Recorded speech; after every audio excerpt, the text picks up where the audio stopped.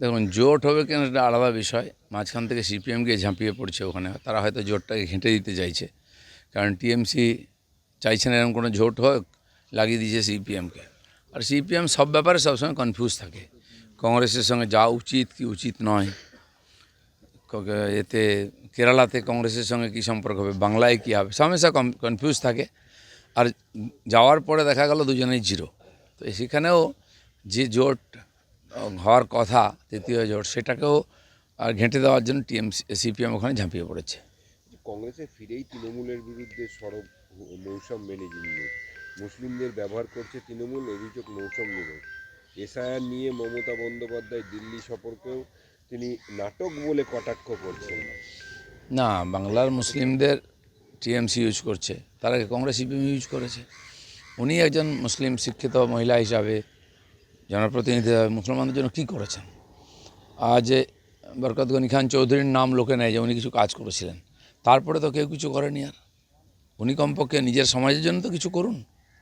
বলছি, কমিশনের অনুমতি ছাড়া এসআইআর কাজে নিযুক্ত তিনজন আইএএস অফিসার আধিকারিকের মধ্যে দুজনকে বাড়তি দায়িত্ব এবং একজনকে বদলি করেছে নবান্ন। কমিশনের কঠোর নির্দেশে বদলি বাতিল করার নির্দেশ দিয়েছে কমিশন। দেখুন, এখানকার যে এসআইআরটা পরিচালনা করছে রাজ্য সরকারের কর্মচারীরা, সে ডিএম, এসডিও, বিডিও হোক বা বিএলও হোক, তারাই যা জটিলতা তৈরি করেছে, তার জন্য বহু মানুষ কষ্ট পাচ্ছেন। সেটা কেন্দ্র সরকারের বিরুদ্ধে, কেন্দ্রীয় নির্বাচন কমিশনের বিরুদ্ধে ঘুরিয়ে দেওয়ার চেষ্টা করছেন মমতা ব্যানার্জিরা। তো শেষ চেষ্টাও তারা করে যাচ্ছে, আর সেই রকম তাঁবেদার অফিসারদেরকে মমতা ব্যানার্জির পাঠাচ্ছেন, যারা এটাকে আরও জটিল করে দেবে।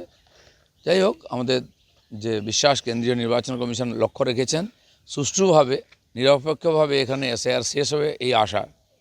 বলছি, এই আনন্দপুরে যে অগ্নিকাণ্ডের ঘটনা, সেখানে ডেকোরেটার্সের মালিক গ্রেপ্তার হলো, অথচ মোমো কোম্পানির মালিক গ্রেপ্তার হলো না। এর মধ্যে কি? দেখুন, পুরোটাই তো আগের থেকে ঠিক করা আছে। যে বানিয়েছে ওখানে এত বড় গোডাউন বেআইনিভাবে, তো সে তো এমনি এমনি সুযোগ পায়নি, অনেক লোককে খাইয়ে সন্তুষ্ট করতে হয়েছে। তার মধ্যে পুলিশও আছে, তার টিএমসির নেতা, এমএলএ এরাও আছে। তো সেরকম তার গায়ে হাত দিলে তো মুশকিল হয়ে যাবে।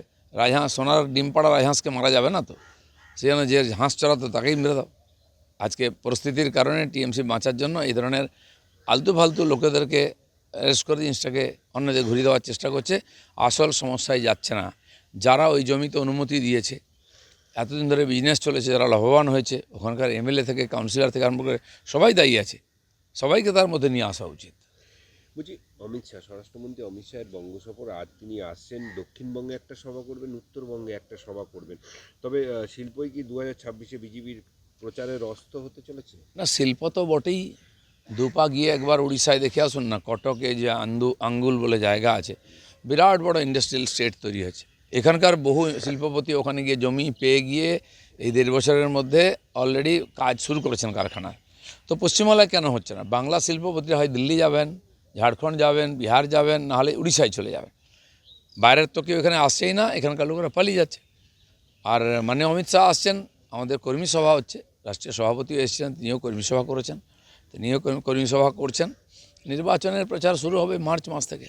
বলছি, ইয়ারোদের একাংশের বিরুদ্ধে তীব্র অসন্তুষ্ট কমিশন। তাদের আপলোড করা তথ্যে সন্দেহ হলে পুনরায় ভেরিফাই করার নির্দেশ দিচ্ছে রোল অবজারভারদের।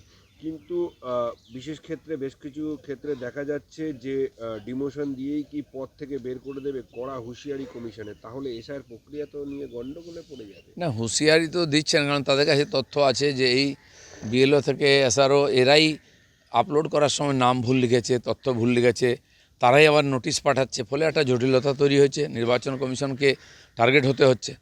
কিন্তু এর পিছনে টিএমসির চক্রান্ত আছে, তারা এদের দিয়ে এই জটিলতা তৈরি করছেন যাতে এসআইআরটা ঠিক সময় কমপ্লিট না হয় বা ওই ভুয়ো নামগুলো বাদ না যায়। যে যে এসআইআর নিয়ে যারা কাজ করছেন তারা তো রাজ্য সরকারের কর্মী, তারা সবই তো রাজ্য সরকারের কর্মচারী। আর রাজ্য সরকার যেহেতু চায় না এসআইআর হোক এখানে, তাই পশ্চিমবাংলায় কেবল জটিলতা তৈরি হচ্ছে, কারণ ওই কর্মচারীদের দিয়ে করানো হচ্ছে। সেটা কেন্দ্রের ঘাড়ে বা কেন্দ্রীয় নির্বাচন কমিশনের ঘাড়ে চাপানো হচ্ছে, বিজেপিকে টার্গেট করা হচ্ছে। কিন্তু সবটাই চক্রান্ত, সবটাই টিএমসির দ্বারা করা। মানে কোথাও কি মানে এসআইআরটাকে রোখার জন্য এরকম ধরনের আপনি মনে করছেন প্রক্রিয়া? রোকা তো যাবে না, কিন্তু যেই নামগুলো এখনও রয়ে গেছে, ভুয়ো নামগুলো ঢোকানো হয়েছে, সেগুলো যেন বাদ না যায়, তাহলে টিএমসি ইলেকশন জিততে পারবে না, ওটাই ওদের সম্পদ। সেই জন্য এটাকে লেন্দি করা হচ্ছে, জটিল করা হচ্ছে, যাতে ইলেকশন কমিশন রেগে মেগে ছেড়ে দেয়। সেই যে বেশ কয়েক লক্ষ নাম রয়ে গেছে ভুয়ো ভোটারের, সেটা যাতে থেকে যায়।